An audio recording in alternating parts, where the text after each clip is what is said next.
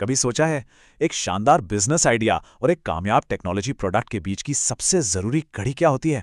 आज हम उसी रोल के बारे में बात करने वाले हैं, सिस्टम एनालिस्ट। कई बार ऐसा होता है कि एक बहुत ही बेहतरीन बिजनेस आइडिया होता है, टीम होती है, पैसा होता है, लेकिन फिर भी जब फाइनल प्रोडक्ट बनता है तो वो उम्मीदों पर खरा नहीं उतर पाता। ये एक आम समस्या है जिसका सामना बहुत सी कंपनियां करती हैं। देखिए, इसकी जड़ में जो है ना, वो अक्सर एक कम्युनिकेशन गैप होता है।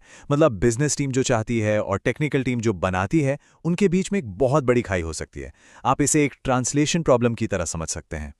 और इसी ट्रांसलेशन प्रॉब्लम को सुलझाने के लिए, इसी खाई को पाटने के लिए एक बहुत ही खास रोल बनाया गया है, सिस्टम एनालिस्ट। ये एक पुल की तरह काम करते हैं जो ये पक्का करते हैं कि बिजनेस की ज़रूरतें डेवलपर्स तक सही सलामत पहुंचें और जो टेक्निकल सॉल्यूशन बन रहा है वो असल में बिजनेस के लक्ष्यों को पूरा भी करे। तो असल में एक सिस्टम एनालिस्ट होता कौन है? चलिए इसे थोड़ा और गहराई से समझते हैं। अगर हम किताबी भाषा में बात करें तो एक सिस्टम एनालिस्ट वो प्रोफेशनल है जो मौजूदा सिस्टम को पढ़ता है, उसमें क्या क्या दिक्कतें हैं ये पहचानता है, यूजर की ज़रूरतों को समझता है और फिर एक बेहतर सिस्टम डिज़ाइन करता है। मतलब आप कह सकते हैं कि वे एक तरह से सिस्टम के डॉक्टर होते हैं।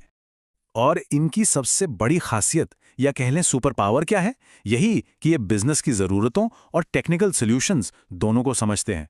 ये एक तरह से दो भाषाएं बोलते हैं, बिजनेस की भी और टेक्नोलॉजी की भी। देखिए, सिस्टम एनालिस्ट का काम कोई एक सीधा साधा काम नहीं है।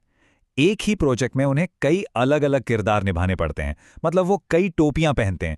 आइए देखते हैं कि वे कौन कौन सी भूमिकाएं हैं। तो ये सफर शुरू होता है एक प्रॉब्लम आइडेंटिफायर के तौर पर, जहां वे सिस्टम की कमजोरियों को खोज निकालते हैं। फिर वे बन जाते हैं एक रिक्वायरमेंट एनालिस्ट, जो यूजर से बात करके उनकी असल जरूरतों को समझते हैं। इसके बाद सिस्टम डिजाइनर की टोपी पहनकर वे पूरे सिस्टम का एक ब्लूप्रिंट बनाते हैं। वे एक फिजिबिलिटी एनालिस्ट भी हैं जो ये तय करते हैं कि कौन सा सॉल्यूशन सबसे अच्छा और करने लायक है। और शायद सबसे जरूरी, वे एक कम्युनिकेशन फैसिलिटेटर और चेंज एजेंट की तरह काम करते हैं ताकि हर कोई एक ही पेज पर हो और नए सिस्टम को आसानी से अपनाया जा सके।